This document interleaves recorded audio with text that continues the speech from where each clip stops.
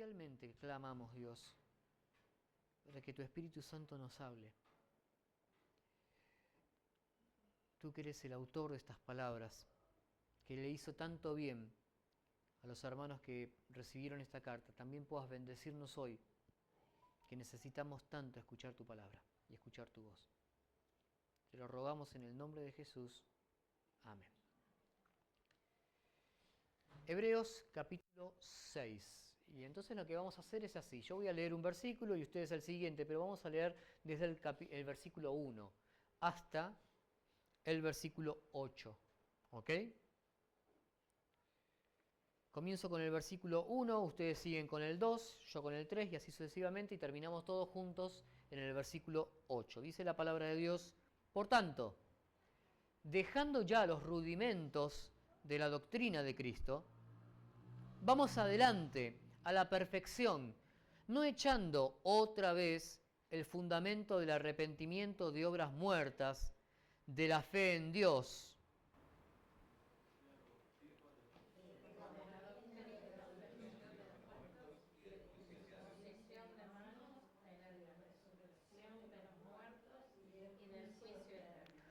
Y esto haremos si Dios en verdad lo permite.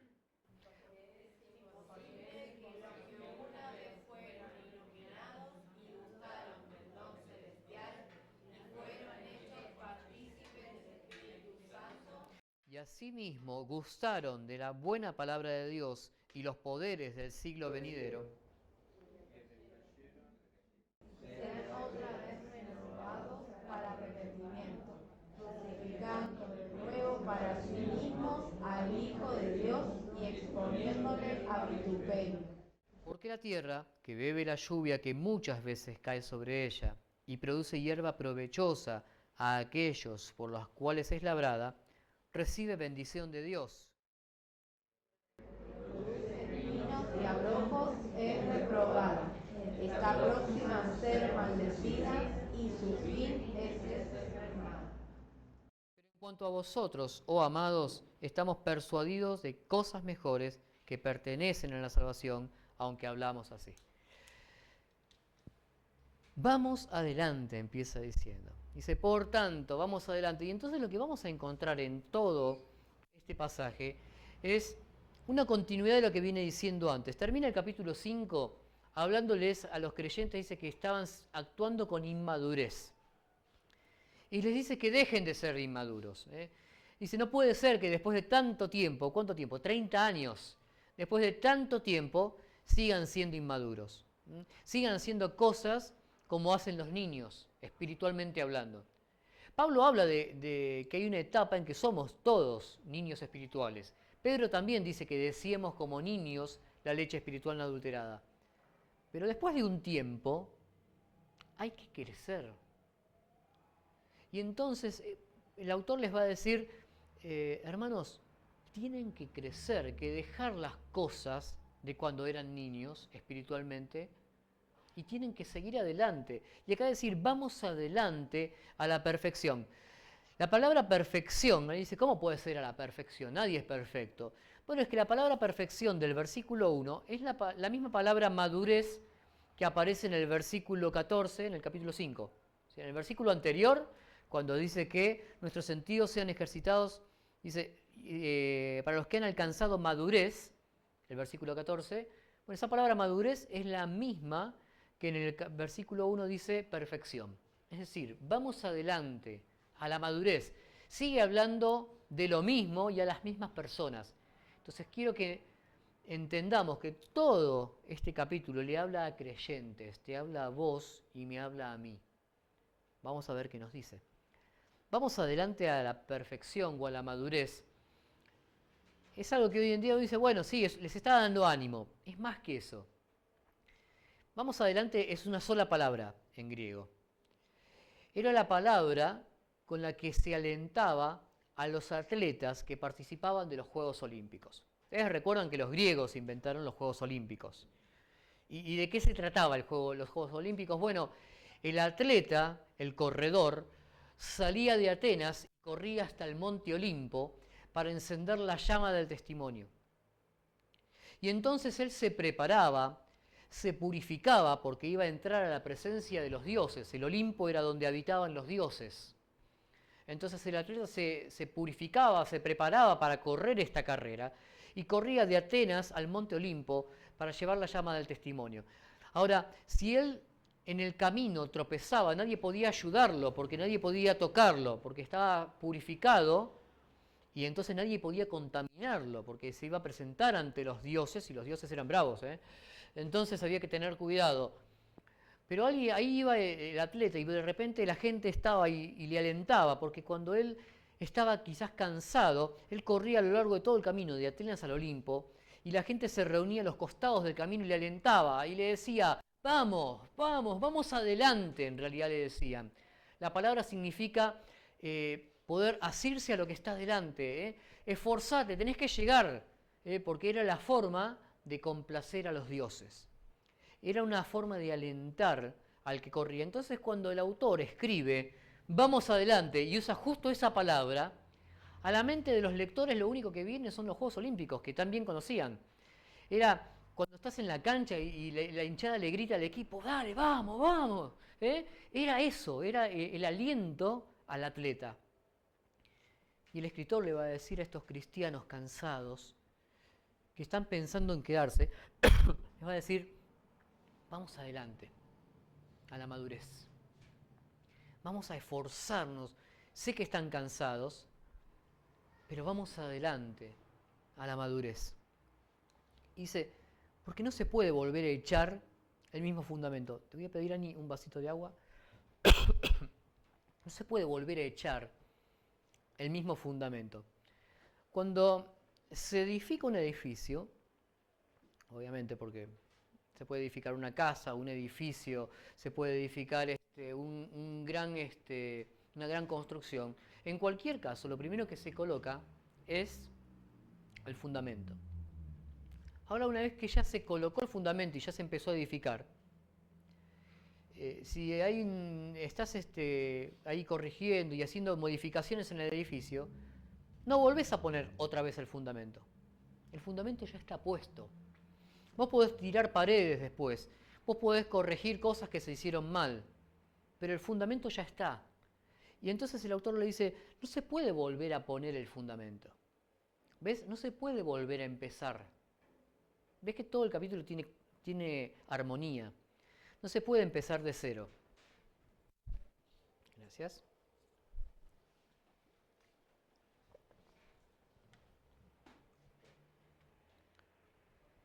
Y va a hablar después que ese fundamento es el fundamento del arrepentimiento de obras muertas, de la fe en Dios, de la doctrina de bautismos, de la imposición de manos, de la resurrección de los muertos y del juicio eterno. Son las primeras enseñanzas que habían recibido estos cristianos. Y dice, bueno, eso ya está, es parte del comienzo, no se puede volver a eso.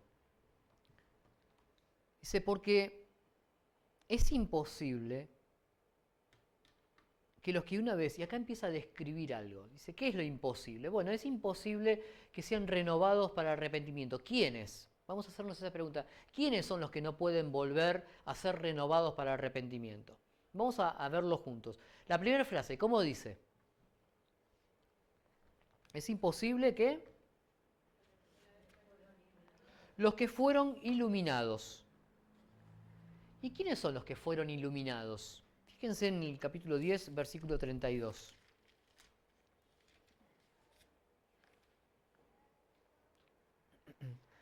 Dice, pero traed a la memoria los días pasados en los cuales, después de haber sido iluminados, sostuvisteis gran combate de padecimientos. Son ellos, son los cristianos.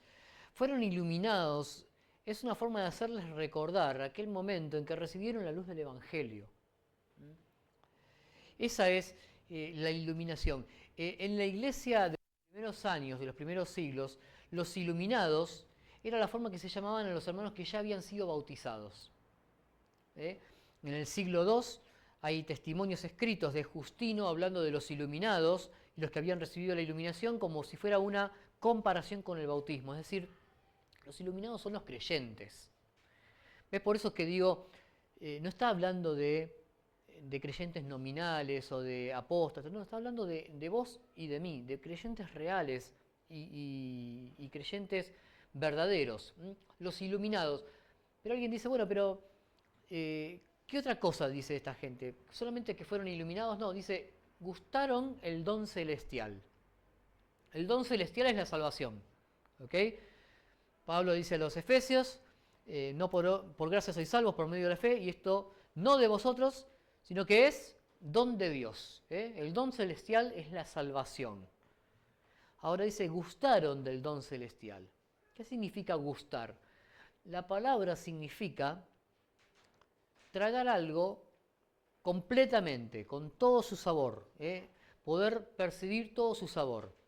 En el capítulo 2 de Hebreos,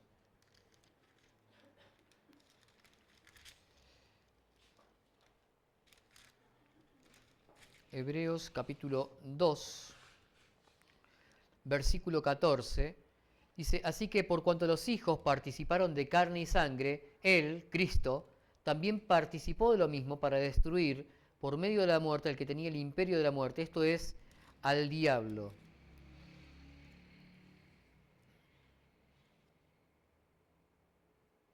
Y no era exactamente el versículo que buscaba, pero a ver si lo tengo anotado para decírselos bien.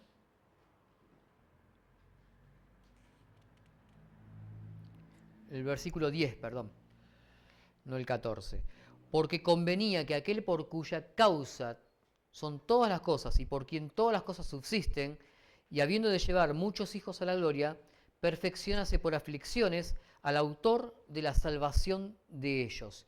El versículo 9 termina diciendo, para que por la gracia de Dios gustase la muerte por todos.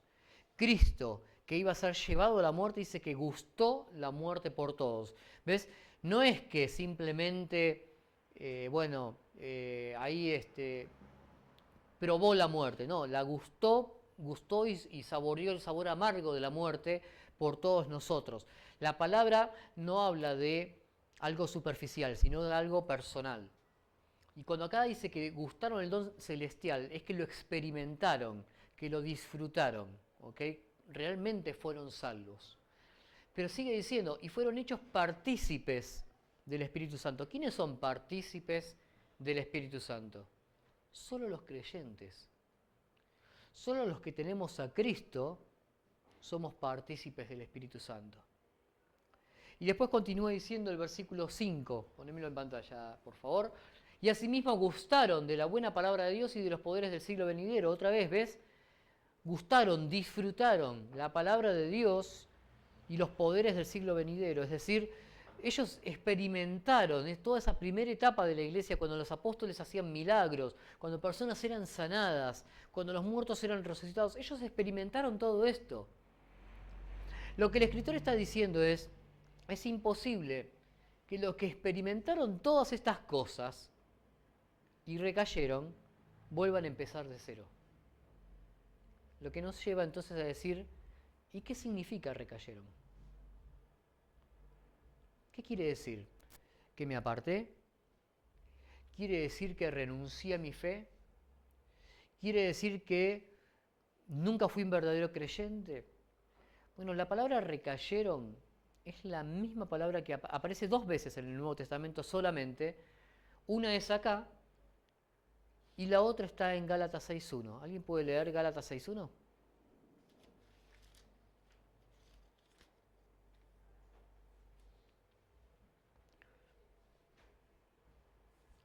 Hermanos, si alguno fuere sorprendido en alguna falta, y esa palabra falta es la palabra recaída. Vosotros que sois espirituales, restauradle con el espíritu de mansedumbre, considerándote a ti mismo para que tú también no seas tentado. Hermanos, si alguno de ustedes fuere sorprendido en alguna recaída, en alguna falta, aquellos que recayeron son aquellos que cayeron a un costado de la carrera. Recuerden que venía hablando de una metáfora, decía del atleta. Bueno, la idea de la palabra recaer es caer a un lado del camino. No es salirse del camino, no es perder el camino, es la idea del atleta que va corriendo y tropieza y se cae a un costado. Y de repente viene el otro atleta más atrás y ve a uno caído ahí en el costado, y entonces Pablo le dice a los Gálatas, si vos vas corriendo y ves a un hermano que se cayó ahí al costado, ayúdalo a levantarse. Esa es la palabra recaída, ¿ves? No habla de apostatar, de dejar la fe, de renunciar, no, habla de vos y yo cuando nos tropezamos y cuando nos caemos. Y va a decir que es imposible que los que recayeron sean otra vez renovados para arrepentimiento. ¿Qué es ser renovados? Bueno, esta palabra renovados aparece en varios lugares. Aparece en Tito 3.5 cuando habla de la renovación del Espíritu Santo para salvación. La renovación es el momento de la salvación. Pablo le dice a los Corintios, en 2 Corintios 5.17, que somos una nueva criatura. Entonces, ¿ves? Cuando creíste en Cristo, cuando te arrepentiste de tus pecados, cuando confesaste y creíste en Cristo como tu Salvador, fuiste renovado para salvación. Fuiste creado como una nueva criatura y en ese momento sí empezaste de cero. Las cosas viejas pasaron, dice Pablo, y aquí son todas hechas nuevas. Entonces en ese momento, en el momento de la salvación, fue todo hecho nuevo. Y lo que eras antes ya no importa, porque quedó en el pasado, dice. Y lo que ahora está diciendo el autor de Hebreos es, cuando vos caés, cuando vos tropezás, no podés volver a empezar de nuevo, porque eso ya sucedió en la salvación. No podés empezar otra vez, no podés tener otra hoja en blanco. ¿Por qué? Bueno, dice porque si hiciéramos eso, estaríamos crucificando de nuevo al Hijo de Dios y exponiéndole a vituperio. Pretender volver a empezar de nuevo en la vida cristiana sería pretender que Cristo muera otra vez por vos. El autor lo utiliza como una exageración. Todos sabemos que eso es imposible. De hecho, en la carta va a decir una y otra vez que Cristo murió una vez. Y eso fue suficiente. Pero cuando vos y yo pensamos que necesitamos empezar de nuevo, que bueno, yo estoy mal y tengo que empezar, es como decir, necesito que Cristo muera otra vez por mí. Una exageración. Para hacerte dar cuenta lo imposible que es, lo que queremos a veces, empezar de cero, otra hoja en blanco. En la misma metáfora, en el mismo ejemplo de la carrera, sería como decir, bueno, vos vas corriendo la carrera, te tropezás y decir, muchachos, paren, arrancamos la carrera otra vez. ¿Por qué? Porque me caí. entonces arranquemos de nuevo. No, no se puede. La carrera sigue, vamos, levántate. Y es lo que le está diciendo, vamos, vamos adelante. Hay que seguir corriendo, porque la carrera sigue y hay que llegar a la meta. Y dice el versículo 7, porque la tierra que bebe la lluvia que muchas veces cae sobre ella y produce hierba provechosa a aquellos por las cuales es labrada, recibe bendición de Dios.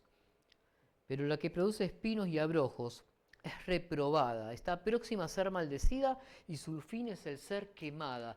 Y ella dice, ¿qué quiere decir esto? Bueno, esto es otra metáfora, otro ejemplo. Ahora en vez de hablar de la carrera va a hablar de una tierra. Ustedes piensen que esta gente disfrutaba los Juegos Olímpicos y eran agricultores. Entonces, lo que utiliza son todas metáforas que ellos podían entender perfectamente.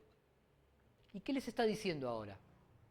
Bueno, que la vida es como una tierra, que recibe la lluvia todo el tiempo, es decir, que es bendecida por Dios una vez, otra vez y otra vez. Y puede pasar dos cosas con esa tierra. Puede dar fruto, ese es el propósito para el cual es labrada, para el cual es trabajada, para que dé fruto. O puede dar espinos y abrojos. Entonces, cuando da fruto, bueno, era para lo que fue trabajada la tierra y es el propósito. Y el labrador compró ese terreno y le costó comprarlo y le costó trabajarlo y espera que reciba fruto. Pero cuando el terreno da espinos, ¿qué hace el labrador? Bueno, la limpia y vuelve a sembrar. Y de repente otra vez da abrojos y espinos y la tierra no es buena. Entonces, ¿qué dice? Esta tierra me da bronca y la quemo. No. El labrador la va a quemar como último recurso para poder purificarla, para poder quemar toda esa maleza y todos esos espinos y todos esos abrojos y poder volver a sembrarla. Pero ese es el último recurso, porque cuando vos quemás un terreno, no se puede sembrar inmediatamente, porque quemás todos los minerales y toda la vida de esa tierra, y esa tierra no sirve. Tenés que volver a trabajarla, tenés que volver a abonarla y esperar quizás un tiempo, y quizás recién después de un año se pueda volver a trabajar, o si tuviste que quemarla completamente, quizás después de varios años vuelva a servir para ser sembrada. Es decir, quemar la tierra, quemar el terreno es el último recurso que tiene el labrador para que esa tierra vuelva a dar fruto. ¿Ves?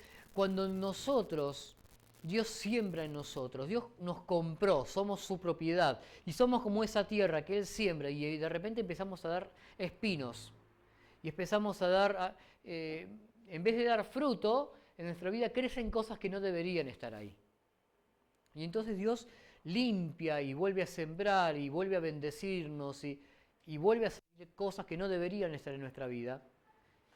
El último recurso que tiene el labrador, el último recurso de Dios es traer la disciplina a nuestra vida.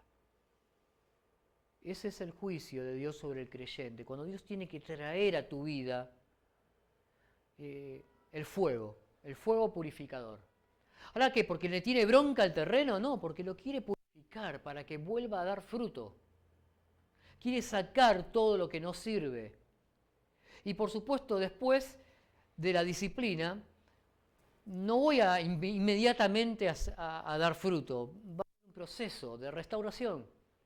Un proceso en que hay que volver a sembrar, hay que volver a abonar la tierra, hay que volver a preparar la tierra para que pueda una vez más dar fruto. Ese es el proceso de restauración que viene después de la disciplina.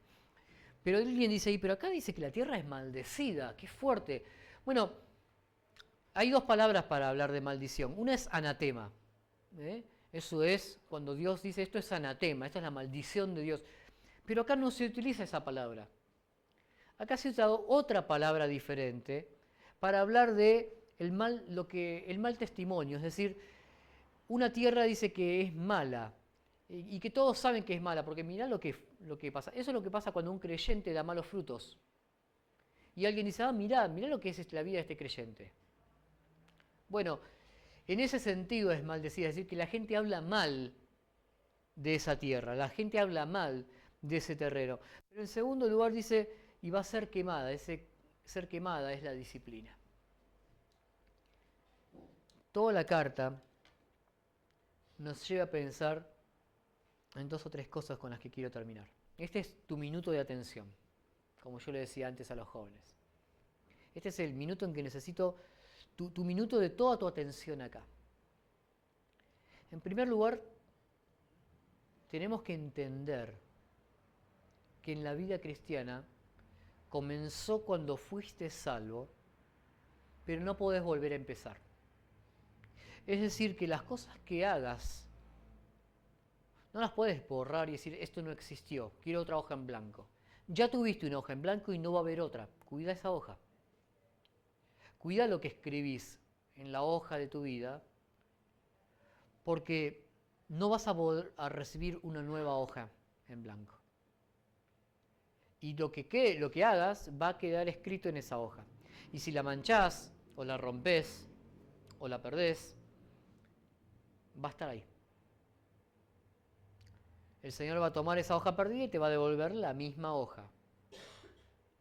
Entonces, cuidemos nuestro andar, cuidemos nuestras decisiones, evitemos caer. ¿Qué es caer? ¿Qué son los tropiezos y las caídas de las que habla acá cuando dice que quedar caído al costado del camino?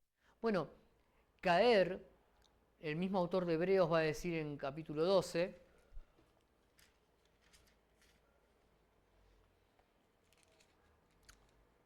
por tanto, nosotros también, teniendo en derredor nuestro tan grande nube de testigos, despojémonos de todo peso y del pecado que nos asedia y corramos con paciencia la carrera que tenemos por delante, puestos los ojos en Jesús, el autor y consumador de la fe, el cual por el gozo puesto delante de él sufrió la cruz, menospreciando lo oprobio y se sentó a la diestra de Dios.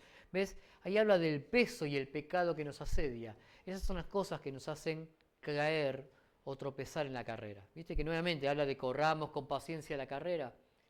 Bueno, hay que sacar peso y pecado. Y el peso son las cosas que hay en la vida que muchas veces no son pecados, pero que nos pueden hacer tropezar. El peso puede ser un trabajo. No es pecado ir a trabajar, hermanos, hay que ir a trabajar. Pero a veces un trabajo puede ser un peso. Puede ser algo que te aleja de Dios, algo que hace que no estés donde tenés que estar. Y entonces viene el hermano y dices, mira, no pude ir el domingo a la reunión porque tenía que trabajar. Bueno, está bien que trabajemos, pero cuando el trabajo te aleja de Dios, puede ser un peso que te hace tropezar. Bueno, evita que el trabajo te haga tropezar. Un peso puede ser una carrera, un estudio. Decís, bueno, pero ¿qué? ¿Es malo que los cristianos nos preparemos? No, claro que no. Pero una carrera te puede apartar de Dios cuando le das más importancia que a las cosas de Dios. Bueno, esta semana no puedo hacer nada, este año no puedo hacer nada, no puedo servir a Dios porque estoy estudiando. No, porque empecé la carrera es muy exigente y entonces tengo que ponerle todas las fichas a esto. Y entonces viene el Señor y vos decís, no pude servir a Dios porque estaba estudiando. ¿Ves que hay cosas que son contradictorias? Vos no podés, la urgencia del servicio al Señor no se puede postergar por nada del mundo. Porque si el Señor viene mañana, dentro de 2 semanas o dentro de un mes, y vos no habías terminado la carrera, entonces no serviste a Dios porque todavía no habías terminado la carrera. ¿Ves? Hay pesos.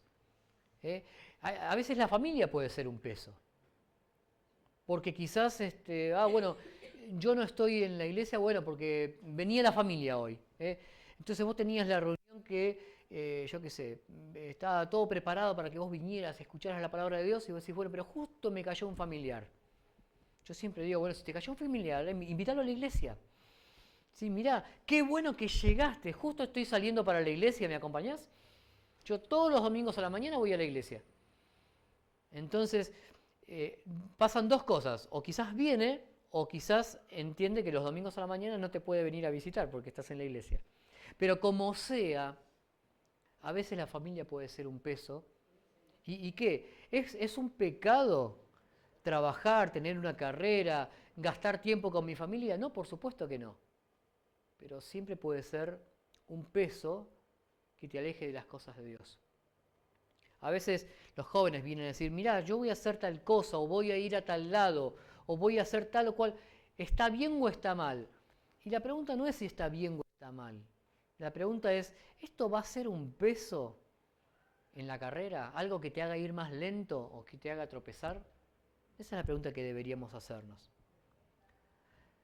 Pero también está el pecado. Y el pecado también puede ser algo que nos haga tropezar en la carrera. Y entonces hay pecados que pueden ser contra el otro. De repente yo me peleo con la hermana Elvira. Y entonces no quiero venir el domingo porque no la quiero ver a la hermana Elvira. Y averiguo, y le pregunto ahí a Cintia, le digo, ¿viene tu mamá el domingo? No, este domingo me dijo que no venía porque se sentía mal. Ah, entonces voy. Porque estoy peleado con la hermana. Y puede ser un pecado que me hace tropezar. No, yo no voy porque no me quiero cruzar con tal porque porque tuvimos ahí una palabra, me dijo algo que no me gustaba y entonces no quiero ver a tal persona. Un pecado. Puede ser un pecado contra el otro, pero también puede ser contra otro hermano, pero también puede ser contra otro hermano que vive en mi casa, o sea, puede ser con mi esposa, o con mi esposo, o con mi hijo, o con mi suegra, puede ser algo en la familia, entonces de repente yo me peleo con Ani, discutimos ahí, entonces llegamos y ella se sienta atrás del salón y yo me siento adelante, yo tengo ahí ¿cómo se llama? Mis cosas acá adelante, porque estamos peleados, entonces puede ser pecado, pero el pecado también puede estar dentro. Y puede ser algo que es más, que yo esté acá y que nadie más sepa. Cual sea el pecado, me hace tropezar. Me hace quedar caído al costado. Y mancha la hoja. Entonces evitemos caer porque hay una sola hoja en blanco.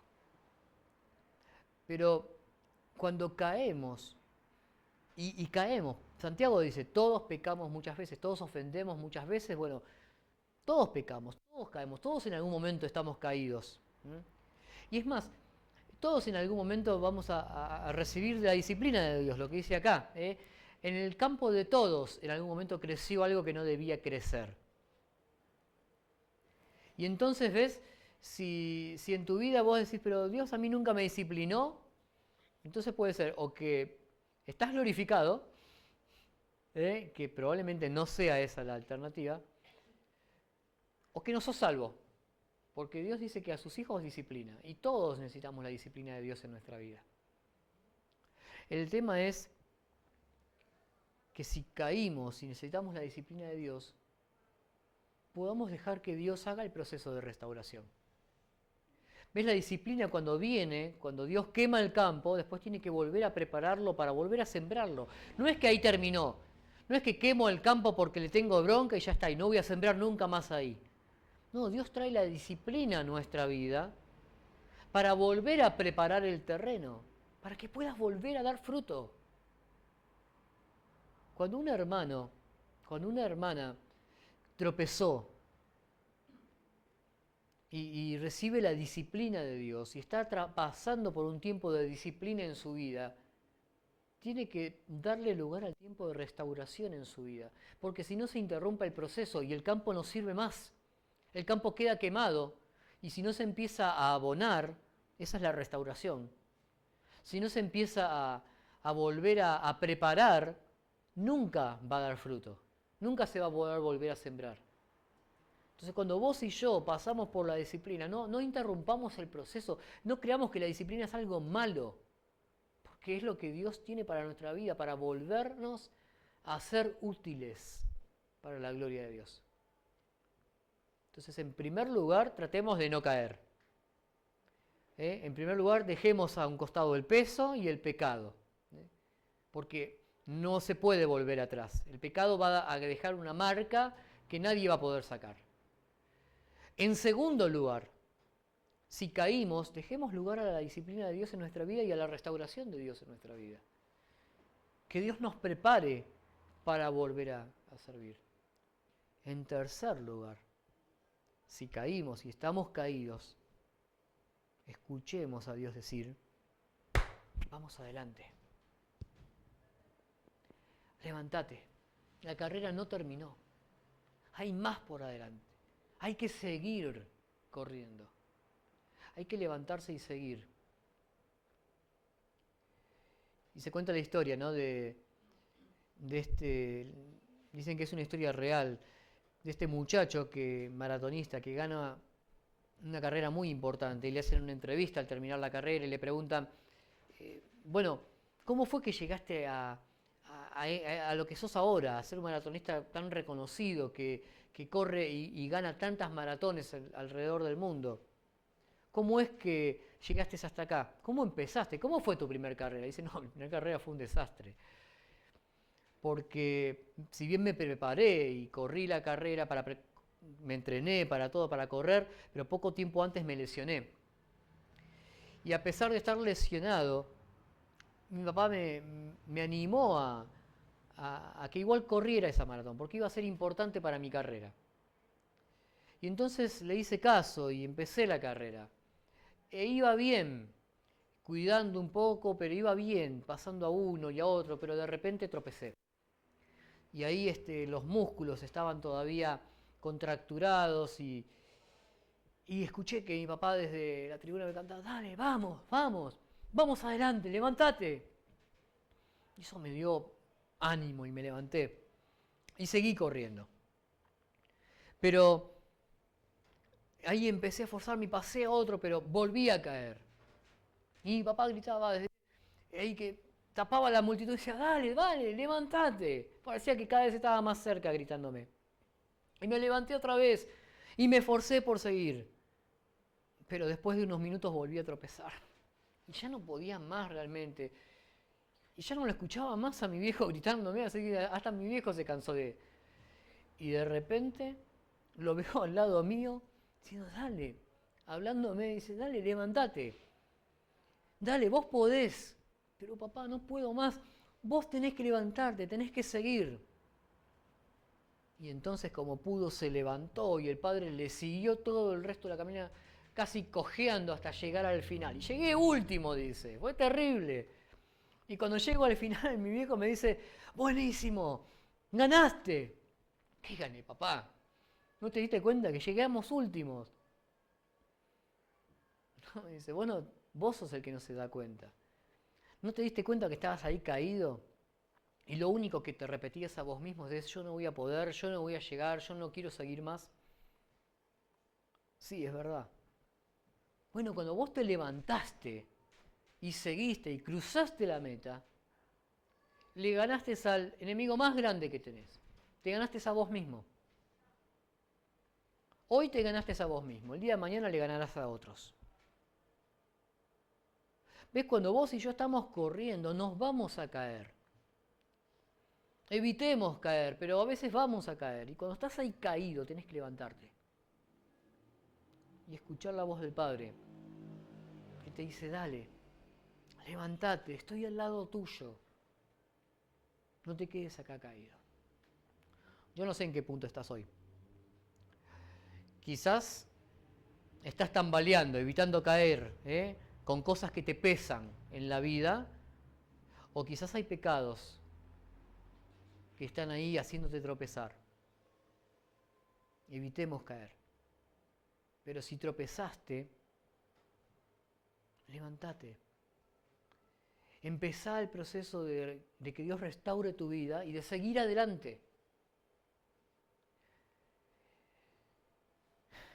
Y escuchar la voz del Padre, que dice, vamos, vamos adelante a la madurez. Es imposible volver a empezar de cero. Es imposible arrancar la carrera otra vez. Es imposible tener otra hoja en blanco. No le digas más a nadie que puede tener una hoja en blanco cada vez que se equivoca. Pero podés tomar esa hoja que tenés y seguir escribiendo, porque la carrera no terminó. ¿Oramos? Señor, que vos nos des la fuerza para poder correr la carrera sin tropezar y sin caer, para dejar los tropiezos, los pecados, los pesos de nuestra vida. Pero que vos también nos des, Dios, la gracia para levantarnos cuando caemos. La misericordia, Dios, que llega a nuestra vida y que podamos ponernos en pie otra vez y ser restaurados de nuestras caídas para poder terminar la carrera. Señor, que vos puedas bendecir a cada hermano y a cada hermana que escuche este mensaje, para que pueda, Señor, ayudarnos a entender que la carrera no terminó y que todavía estás llamándonos y al lado nuestro diciéndonos que nos levantemos, que vayamos adelante a la madurez, que vos nos des la gracia y la misericordia para llegar ahí, porque te lo pedimos en el nombre de Jesús. Amén. El Señor bendiga su palabra. Vamos a compartir, como yo les decía la semana pasada, este solía ser el tiempo de los avisos, ya no más, ¿ok?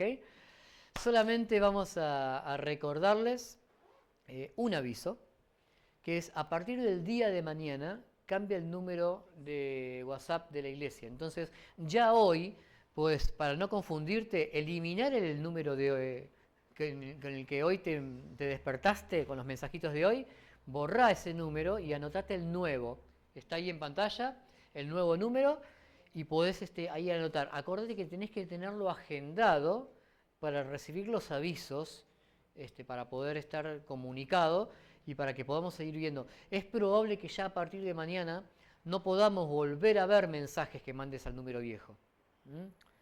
Va a quedar desactivado. Entonces, si nos escribís ahí, decir, no me contestan. Bueno, no te enojes con nadie, es que ya no tenemos más ese número. Entonces, y la segunda cosa que les quiero contar es que la próxima semana, el próximo domingo, tenemos Cena del Señor. Y los hombres, los varones, vamos a tener la oportunidad de compartir. ¿Compartir sobre qué? Bueno, quizás es un versículo o un párrafo de la palabra de Dios que puedas leer y que puedas decir, esto es lo que el Señor me habló en cuanto a la persona de Cristo. No es que vamos a venir y compartir acerca de las 7 copas del Apocalipsis. No. Hablar acerca de Cristo es el propósito de la Cena del Señor. Recordar la obra de Cristo es el propósito de la Cena del Señor.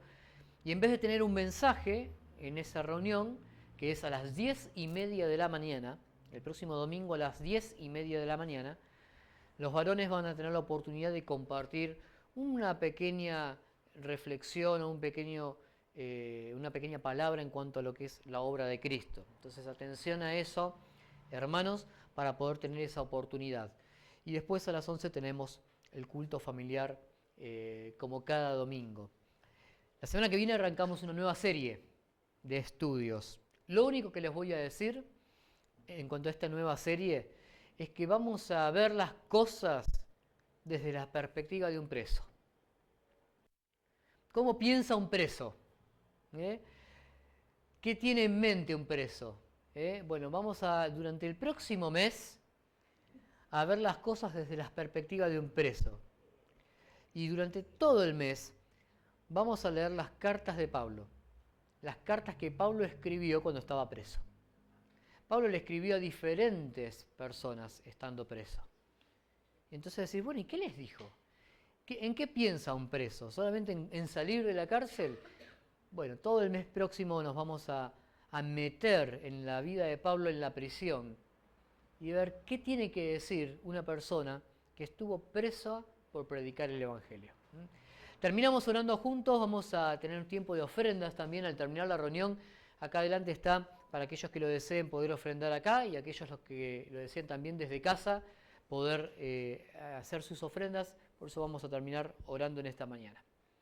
Te queremos dar gracias, Dios, y queremos encomendar este tiempo de diezmos, de ofrendas, pedirte, Señor, que vos bendigas las ofrendas que vamos a recoger y también, Señor, pedirte que nos bendigas en toda esta semana. Te agradecemos y te alabamos en el nombre de Jesús. Amén. Muchas gracias. Señor les bendiga y tengan una muy bendecida semana.